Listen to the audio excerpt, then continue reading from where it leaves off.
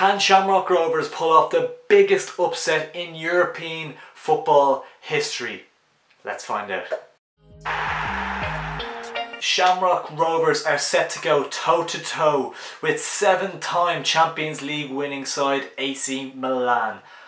What a draw to get in qualifying for the Europa League. A little bit unfortunate in terms of how far you want to progress, but what a tie all the same. A night the Shamrock Rovers players will never forget. And I like to think on nights like these, everyone in the League of Ireland and in Ireland as well kind of gathers together and does kind of root behind the team playing in a big European night. And on that note, sticking this on for the video, why not? And I think we will be doing a live stream watch along, watching the game on Thursday evening. So make sure to hit the subscribe button and stay tuned to join us for that. That's going to be good fun. But yeah, jumping into how Shamrock Rovers could potentially beat AC Milan, we'll have to take a quick look at the visitors first. AC Milan aren't the same team that they used to be. Their interest in Jeff Hendrick recently is proof of that. They aren't the same team that they were before, but at the same time their team is packed full of quality players and potential world-class players. Of course they did miss out on Champions League football last season,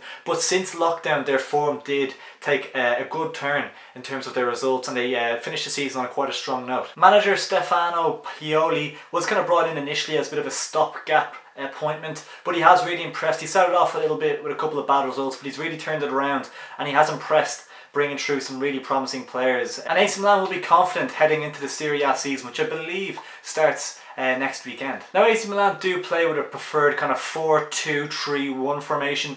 I believe they probably will stick with that against Shamrock Rovers. And some of the players AC Milan have at their disposal are frightening. Even just look at their goalkeeper, Gianluigi Donnarumma. I believe he's only about 20 years old and he's already regarded as one of the best goalkeepers in the world. In front of him then, AC Milan's back four consists of players like Pierre Kalulu, who they brought in. He's a French under-20 international, and it's kind of, their recruitment drive has really changed in recent times. They've kind of brought in young players with a lot of potential, with potentially high sell-on value, because they haven't been investing as much in high-profile established players. At the heart of AC Milan's defence, a player you might recognise from Ireland's many tussles with Denmark, Simon Kjaer, who I believe they brought in from the Spanish League. I think he was with Sevilla, a very experienced Denmark international. I think he's Denmark's captain actually, 32 years of age. So it's going to be interesting to see if these types of players play. Obviously alongside him we have Alessio Romagnoli, who is very highly regarded, and teams like Man United and stuff have shown interest in him in previous times. So he's a rock at the back. And then at left back, of course, we have Theo Hernandez, who is another player who has attracted attention from really high-profile suitors across Europe. AC Milan's midfield is packed full of talent as well. We have the likes of Ishmael Benacer, who didn't really get into. I think he signed for him at the start of last season, if I'm not mistaken.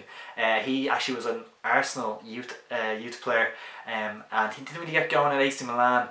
But the new manager Pioli brought him into the side, and since then he's become a real mainstay in their midfield. He's a real powerhouse midfielder. I think he's only 22 years of age, Algerian, has a lot of potential, and is a really good player. Alongside him you have the likes of FRANK. He's a 23-year-old Ivorian midfielder who probably a lot of you are aware from. I remember I saw him on FIFA a few years ago with really high potential and stuff like that. So he's another player that could potentially cause Shamrock Rovers some problems in the midfield area. Another midfielder they have brought in on an initial loan deal, but it will become permanent at the end of the season, I believe, is Sandro Tonali, the player who has been likened to Andrea Pirlo, who, a fun fact, has played at the TALLAGHT Stadium before for the Italy under-21s against Ireland under-21s, which I believe was a draw. So yeah, he has played in TALLAGHT Stadium before, which is funny, but he looks like a top drawer player. Fantastic signing for AC Milan, and he's going to be on the free kicks, the penalties, the corners, stuff like that, you'd imagine. Really good player, and they brought him in recently as well, so maybe we might get a look at him in an AC Milan jersey. In terms of AC Milan's attacking options, they are quite frankly very scary for Shamrock Rovers. You have the likes of new signing BRAHIM DIAZ, who you might remember from Manchester City. He also played for Real Madrid. I believe he's on loan from Real Madrid at the moment. He's a young attacker that can cause cause problems out wide. Hakan Çalhanoğlu probably most comfortable in the number 10 role. People might know him from FIFA and stuff, where I think he's the highest rated free kick taker in games like FIFA and stuff before. Really good dead ball specialist, and he's a Turkish midfielder, very good player. Moving on to the strikers, there you have the likes of Croatian 26-year-old Ante Rebic, who's a very good player. I think he played against England at the World Cup.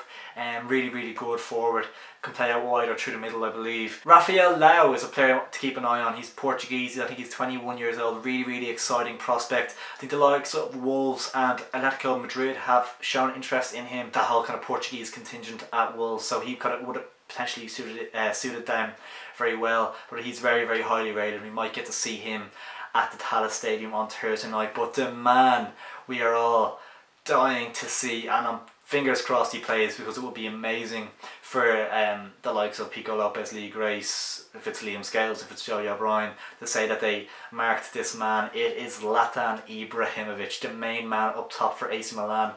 Personally, I probably don't see him play. Definitely not starting, I don't think. Potentially off the bench. I think they'd pretty be foolish not to bring on the bench. Case of worst case scenario, if they need a goal, bringing on Zlatan off the bench. There's not many strikers in real football who could have a bigger impact, but I don't see him starting the game personally now. And we are likely to see a heavily rotated AC Milan side. It's more than likely not going to be their starting 11 that they would probably play in a league game. We're probably going to see the likes of, I have the names listed down here, Matteo Gabbia, Alexis Salio-Makers, I think he's a new signing they brought in. I might be butchering these names. Daniel Maldini is a very young winger, I think, and Emmanuel Torrasi as well. We might see the likes of them playing for AC Milan on Thursday night. A lot of young promising players coming through. But as for Rovers, obviously we know that they more or less at this stage have the League of Ireland title wrapped up. It might be a little bit too early to say that, but I think most fans would be probably say that it is theirs to lose now. Well, obviously it's theirs to lose, but I think it's more or less sewn up at this stage. I think it's a 7 or 8 point gap with 7 games to go. So and they're unbeaten so far this season. They've been fantastic. So I don't see them losing many games and giving up this advantage that they have built. But they have actually been comfortable playing with this kind of back 5 formation in a lot of league games, as well as we've seen it in Europe as well so far. So I think that suits this game perfectly. They're obviously gonna, it's no doubt about it, they're going to have men behind the ball for the majority of the game, looking to frustrate AC Milan and trying to stay in it for as long as they can, really, when you're playing against teams of this calibre. That's what it's all about. In a one-off game though, you never know what's going to happen, but the back 5 is going to be crucial here, and they're going to absolutely stick with that back 5. We're most likely, well, of course, going to see Alan Mannus in goal.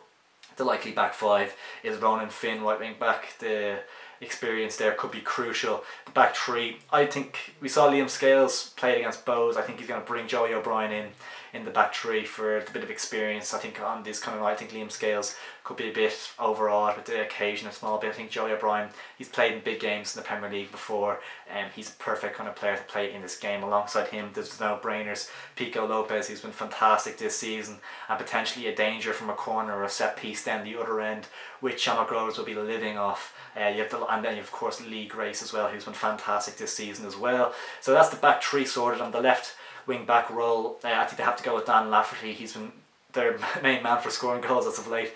He's nodded a few goals, and he's very good in the defensive area of the pitch as well. So I think that's a no-brainer as well, that Dan Lafferty will play left wing back. I think the 2 in midfield they'll go with is Gary O'Neill, been fantastic this season. Gone a little bit under the radar. Obviously Jack Byrne, Aaron McAuliffe probably take more of the headlines, but I think Gary O'Neill has been fantastic this year. One of their best players in my book. Aaron McEneff will be alongside him, of course. The 2 of them work really well together. It's going to be a different type of game for them though. They're not going to be getting as much of the ball as they would like to, and not going to be able to play their natural stuff. I think they will be frustrated at times. They're probably going to pick up yellow cards and stuff like that. I think they're going to have to be very structured and stay in their positions, and maybe man marking and stuff like that. I think then the 2 in front, it could be nearly a 5-4-1 with Graham. I think Graham Burke will probably start, and Jack Byrne, he might opt for a Ferrugia to give, instead of maybe Graham Burke, to give a little bit more support out wide, a bit more legs defensively. But I think Graham Burke will start. Graham Burke wouldn't be the worst option to bring off the bench. potentially a little bit of quality for the last 20-25 fresh legs. But I think yeah, I think Graham Burke will probably start along. Obviously Jack Byrne will of course play as well, trying to get the ball to him as much as they can to try see if he can pick out the lone striker, who will of course be Aaron Greene, who scored twice against Cork at the weekend, which is a big boost for him, a little bit of confidence coming into this game, because if he gets one chance he's going to have to take it, because he won't get many. So if he even gets a half chance or a really good chance, he's going to have to take it, you feel, if Rovers are to come away with this by advancing in this tie. In terms of the chance they have of winning the game, of course, listen, of course they're very slim. But that's the thing with these 90-minute games, there's no two legs. If it was two legs, then more than likely, even if they got something from the first leg, they'd lose 3-4-0 out in Italy. So you just never know with one leg game, 90 minutes, anything can happen.